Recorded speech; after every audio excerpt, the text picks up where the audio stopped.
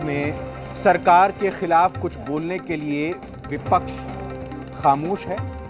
ये सवाल तो बिल्कुल इसलिए उठाया जा रहा है क्योंकि विपक्ष की अगर भूमिका इस वक्त देखें तो खुद ही बिखरा हुआ है, लेकिन सरकार को राहत की सांस नहीं है क्योंकि सरकार में जो शामिल हैं प्रमुख रूप से बीजेपी और जेडीयू, उन दोनों के ही विधायक जनप्रतिनिधि आपस में लड़ रहे हैं, भिड़ रहे हैं और बीजेपी और जेडीयू में विरोधाभासी बातें भी लगातार कई सामने आ रही हैं। और अब विचारधारा से संबंधित कह लीजिए या फिर मुद्दे से संबंधित कह लीजिए, बीजेपी और जेडीयू में एक और बड़ा टकराव का मुद्दा सामने आ गया है जो फिलहाल खामोश होता हुआ दिखाई नहीं देगा। आगे आने वाले कुछ दिनों तक इसकी गूंज सुनाई देगी। जी हां, बात समान आचार संहिता या कहें कि नागरिक समान आचार संहिता यानी यूनिफॉर्म कॉमन सिविल कोड की हो रही है। उत्तराखंड में जैसे ही बीजेपी की सरकार बनी उसके बाद तुरंत वो पहला प्रदेश बना जहां पर इस बात को लेकर सहमति जताई गई कि समान आचार संहिता होनी चाहिए नागरिकों की। वहीं अब इस दौरान अगर बिहार की बात करें तो हर तरफ हर रोज नई तरह की राजनीतिक घटनाएं सामने आ रही हैं और एक तरफ जहां विपक्ष बिखरा हुआ है, सत्ता पक्ष में जैसे सब कुछ ठीक नहीं चल रहा। बिहार सरकार में साझेदार बीजेपी और जेडीयू के विचार कई मुद्दों पर अलग हैं। इस मुद्दे पर बिहार में इस समान आचार संहिता को लागू किया जाए नहीं किया जाए, जेडीयू और बीजेपी अलग अलग उनके स्वर दिखाई दे रहे हैं। एक तरफ बीजेपी इसे राज्य में जल्द से जल्द लागू करवाना चाहती है तो वहीं जेडीयू बिहार जैसे राज्य में इसे लागू करने को जरूरी नहीं मानती है। तो एक और मुद्दा टकराव का, एक और मुद्दा विरोधाभासी, और अब इस मुद्दे पर बीजेपी और जेडीयू आमने सामने आते हुए दिखाई दे रहे हैं। ये कह रहे हैं ठीक है, इस पर माननीय मुख्यमंत्री जी इस पर बातचीत चल रही है। आप जानते हैं माननीय मुख्यमंत्री जी के बारे में कि सब कुछ सोच समझ कर चलते हैं, सभी को लेकर चलते हैं जिससे बिहार का नुकसान न हो, बिहार को फायदा हो। जो फायदा होगा उसमें माननीय मुख्यमंत्री हमारा करेंगे। बिहार में या किसी अन्य राज्य में भी अभी वो स्थिति नहीं है, क्योंकि हमारी जो सामाजिक संरचना है, जो परिवेश है, उसमें मुझे नहीं लगता है कि अभी किसी प्रकार के ऐसे कोड की आवश्यकता है। लेकिन जब समय परिस्थितियां अनुकूल होंगी तो इस ओर राज्यों को विचार करना पड़ेगा।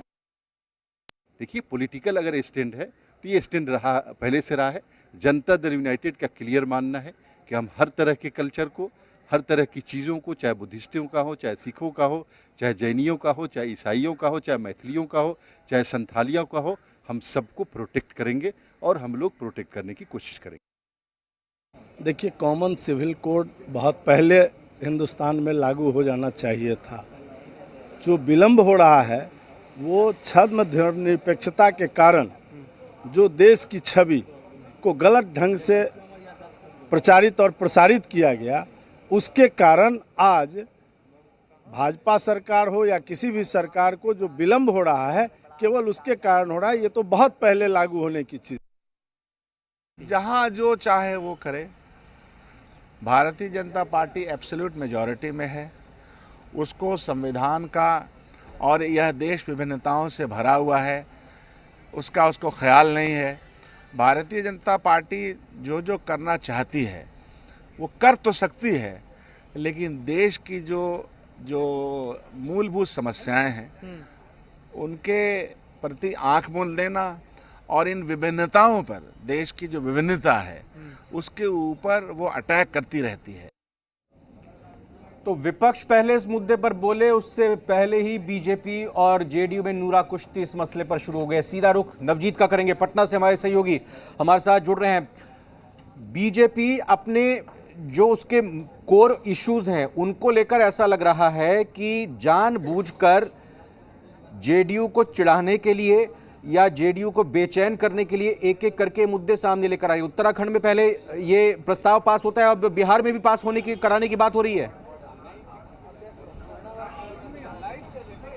जी बिल्कुल, देखिए जिस तरीके से बीजेपी है वो पूरे देश में देखिएगा तो वो तमाम जो मुद्दे हैं उसके जो कह लीजिए कि कोर मुद्दे उनके हैं, उन तमाम चीज़ों को आगे लेकर चल रही है। लेकिन जब बिहार की बात आती है तो ऐसे में जो आप जो कॉमन मिनिमम जो बात जो चल रही है उस पर कहीं न कहीं जेडीयू है जो पूरे तरीके से कहीं न कहीं विरोध में है। मुख्यमंत्री नीतीश कुमार इससे पहले भी साल 2 साल पहले, 6 महीने पहले भी कई बार कह चुके हैं कि जो इस मुद्दे पे हमारी जो नीति है वो स्पष्ट है कि जो तमाम जो सभी जो समाज के जो तमाम जो लोग हैं, समुदाय हैं, तमाम तरह के जो कह लीजिए कि विभिन्न तरह के जो संस्थान हैं, चाहे धार्मिक हो या फिर गैर धार्मिक, तमाम लोगों के साथ बैठ कर के बात करना होगा। ऐसा नहीं है कि इसे आप आज के आज कल के कल लागू कर दें, लेकिन बीजेपी है वो अपने एजेंडे के साथ आगे बढ़ रही है। अब देखना है कि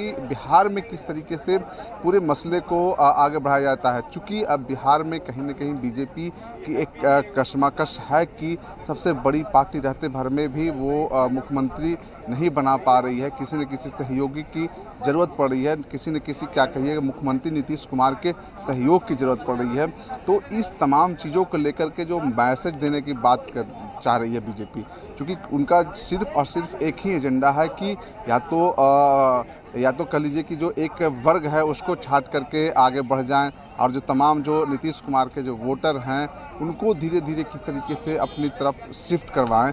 इन तमाम चीज़ों को लेकर के बहुत ही गहरी बात यहाँ पर आपने विश्लेषण के जरिए यहाँ पर रखी नवजीत। मैं लेकिन एक दूसरा पहलू आपसे समझना चाहूँगा, क्या बिहार में बीजेपी वाकई गंभीर है जिस मुद्दे को आज उन्होंने नागरिक आचार संहिता को लेकर उठाया है, या फिर कहीं ना कहीं वो इस मुद्दे को उठाकर एक रिएक्शन देखना चाह रही है कि राजनीतिक हलकों में आम जनता में किस तरह का रिएक्शन प्रतिक्रिया होती है, उसके बाद फिर उसको अगले चरण में लेकर जाएंगे? वो ये रिएक्शन है या फिर पहले से ही बस ठान लिया है कि अब यू टर्न नहीं होगा, पीछे नहीं मुड़ेंगे?